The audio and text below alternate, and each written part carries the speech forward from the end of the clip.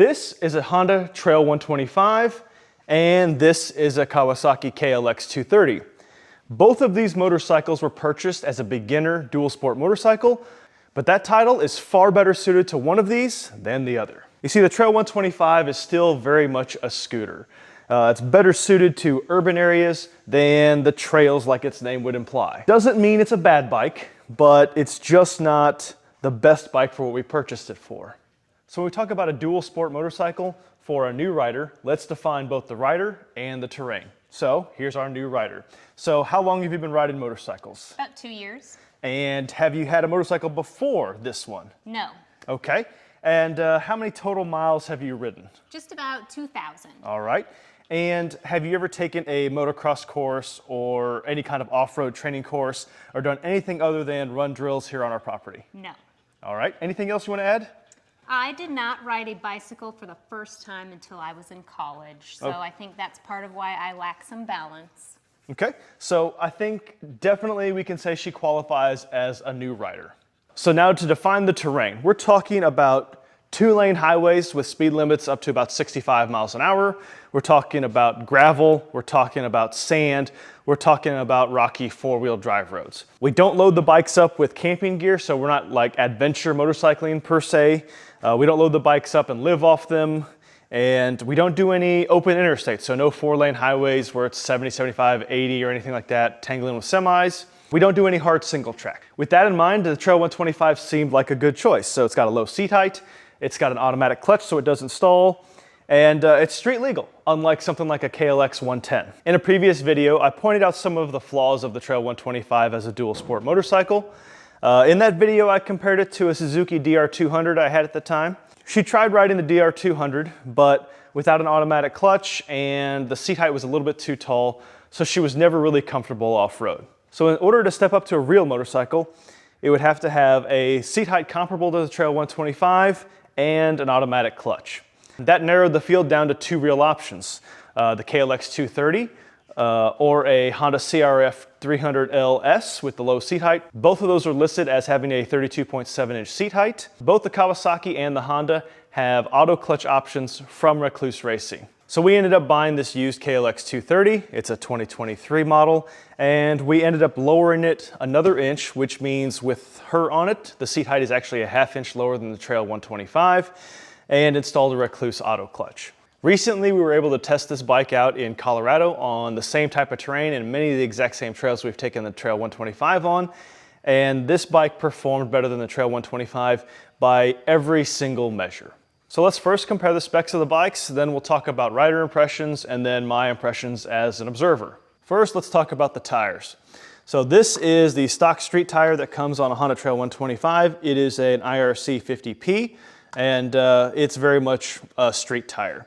KLX comes from the factory with these IRC 21Fs on the front and a 22P on the rear, and you can see it is a far, far more aggressive tire.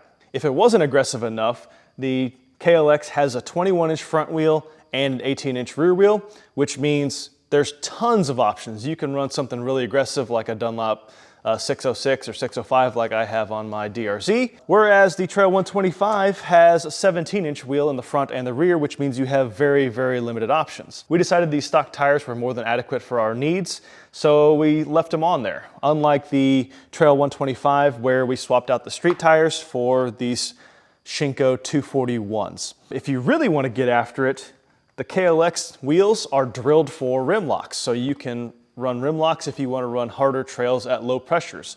No such option exists for the Trail 125. Another side benefit of the 18-21 combo is it's the same size wheels and tires that are on my DRZ, which means we can share the same size tubes for spares. When it comes to suspension, the Trail 125 only has 4 inches of suspension travel. The KLX has double that with 8 inches. With the larger wheels and tires combined with double the suspension travel, the KLX can roll over bigger obstacles, bigger ledges without the front tire deflecting as much, so you have a lot more control, and you're gonna be less beat up at the end of the day because you have way more suspension travel. It's not going straight to your spine or your knees. You're just gonna have a lot more fun. So about a year and a half ago, we installed a big bore kit on this Trail 125. Punched it out to 143 cc's. to help it keep up in traffic a little bit better, keep up on those 2-lane highways. Even with that 143cc big bore kit, its top speed with a 100-pound rider is about 60 to 62 miles an hour on flat ground. Once you start hitting any kind of hills or altitude, it just doesn't keep up. You're going 50 miles an hour or so. So even if we went with a bigger big bore kit and went to a 181, which is common out there, the tires are only rated to 61 miles an hour. So a larger big bore kit with more speed could create an unsafe condition. The KLX, on the other hand, will go 75 plus. So an additional 100 cc's makes all the difference. It's got a 6-speed transmission versus the 4-speed of the Trail 125. In terms of a road bike, this is much better of a road bike than the Trail 125. So both of these bikes have automatic clutches, so neither one will stall at low speed, but the one in the Trail 125 slips a lot more, and it doesn't really have a precise engagement point. The Recluse clutch in the KLX has a much better engagement point, has much more grip, and is much more predictable. In addition, you still have a clutch lever, so you can freewheel if you need to, you can feather the clutch for traction control, and the Recluse clutch in the KLX does a much better job of engine braking on the road and on the trail. In terms of overall ergonomics, the Trail 125 is very much still a scooter. It's got a scooter-style seat with a step-through frame, so it's much more difficult to grip with your ankles, grip with your knees, and even stand up on the bike in general. The KLX, on the other hand, has a long dirt bike-style seat, so you can move back or forward as needed for your body position. It's easier to grip the frame with your ankles, as you can see by the worn-off paint here. It's easy to grip with your knees when going down a steep hill. And it even has a set of passenger pegs so you can bring a friend along if you want. So going back to the terrain we talked about earlier, let's have our new rider decide which bike is better for which type of terrain, starting with highway. So this is 2-lane highway, 65 miles an hour or so in all conditions, all states, all elevations. KLX230. Care to elaborate? I'm picking the KLX because you are obviously able to get to a speed faster and get to a higher speed, which is safer. Riding with her on my DRZ, on the Trail 125, she had to lead because otherwise, even holding constant throttle with the DRZ, a slight hill, and next thing you know, I'm way down the road, out of communication range, and then I got to slow down. Sometimes cars would get between us. So with the Trail 125, she absolutely had to lead. With the KLX, I can lead and she can keep up, which is nicer, safer, especially when we're doing something like a mountain pass. Because let's face it, people in cars get impatient and start to do stupid, dangerous things. And this time around at Colorado, we did not have a line of cars behind us getting upset. That's true. Talk about gravel. So this is gravel roads or 2-wheel drive gravel roads all around. KLX230 again. This was one of the first things I noticed on the KLX because we take a lot of gravel roads around home. I immediately noticed how much better the KLX was on gravel, just the way that it handled. I could get a faster speed and maintain that speed. Obviously being able to grip with your ankles and your knees for those standing portion and not hitting the shifter on the Honda Trail are some things that I noticed. All right, what about sand? Sand sucks no matter what bike you are on, but I did wipe out less on the KLX. There you go. What about rocky 4-wheel drive roads? KLX gets it again. I noticed during the days that rocks didn't fatigue me as much. Aside from being able to go over bigger obstacles, the better suspension and bigger tires on the KLX meant less fatigue. And this is something I noticed as an observer. On the Trail 125, doing some of these 4-wheel drive roads, less than a half a day of riding, so a couple hours, and she would be tired, worn out, and unable to continue. The KLX, she could ride for full days, back to back with no issues. So less death gripping. Less death gripping, less fatigue. Your back felt better, I assume, after on the KLX. So, small things, right? What about around town? Around town, it's going to be the KLX again, kind of going back to being able to maintain speed, pass if you need to, those types of things.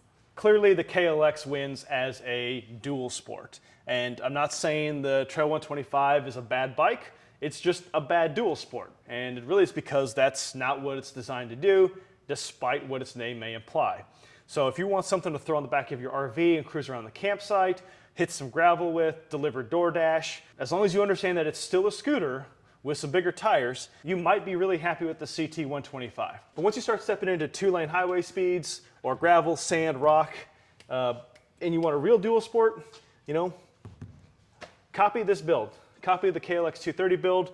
All the videos are on our playlist, and you can do it from there. So any other thoughts on Trail 125 versus KLX? I did like the Trail 125 as a starting bike, building up my comfort level, but the KLX is just noticeably so much better. So yeah, I mean, if you're a new rider, you know, don't be afraid of a Trail 125. It's a fun bike to ride around. I'm not a fan. I think I'm too big for it. Like, I'm too tall. It's not comfortable for me. I've ridden both of these bikes very little, but when I was riding them both on the trails in sections where she was uncomfortable, I would take the KLX any day of the week over the Trail 125. So you may be wondering which build costs more to do. So let's do a quick breakdown of the costs here. So if you wanted to replicate one or both of these, you have an idea what it might cost you. We're gonna use MSRP on both bikes just for kind of an even playing field. And these are MSRPs of 2025 models. Neither of these are new bikes. The Trail 125 is a 22 and the KLX is a 23. But we're gonna use MSRP because it's easy to find. CT125 is $4,100 MSRP. KLX is gonna cost you a little bit more at about $5,000. Tires, so as I mentioned previously, we put $0 in tires on the KLX230 because the tires that are on it are great. CT125 needed an upgrade though. So this was, call it $120 for the tires because we changed them ourselves. If you have to pay somebody to change tires, it's gonna cost you even more. The CT125 has a big bore kit on it to try to make it faster on the highway, and this is gonna cost you about $300 for parts alone. If you can do it yourself, $300 will get you the big bore kit, cam, injector, shipping. If you have to put labor into it, then it's gonna cost you substantially more. KLX230, once again, $0. We did nothing on that. The KLX230, to get the automatic clutch in it, needed a Recluse clutch. The Recluse clutch in it was $850 plus the idle controller with shipping. So I'm gonna call it $900 to make the math easy. And that gets you an automatic clutch that won't stall, the single most expensive piece of the build. A lowering link to get it a little bit lower than the Trail 125. We probably could have done without this, but it was $220. If you don't need to lower it an inch, you could save a couple $100 there. And then we did put a skid plate on the KLX230, which cost another $100.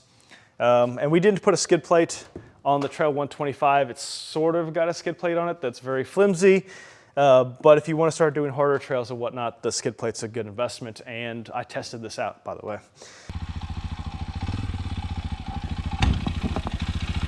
So for a total for the CT125 as we have it, $4,520. KLX is $6,220. The difference there is, you know, call it $1,700. You get a lot more bike for the money with that $1,700.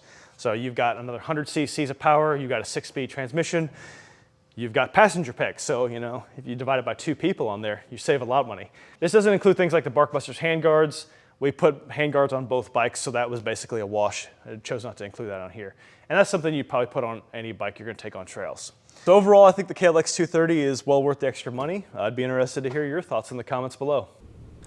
Well, if you're considering either one of these bikes, I hope that helps. Thanks for watching. We'll see you next time.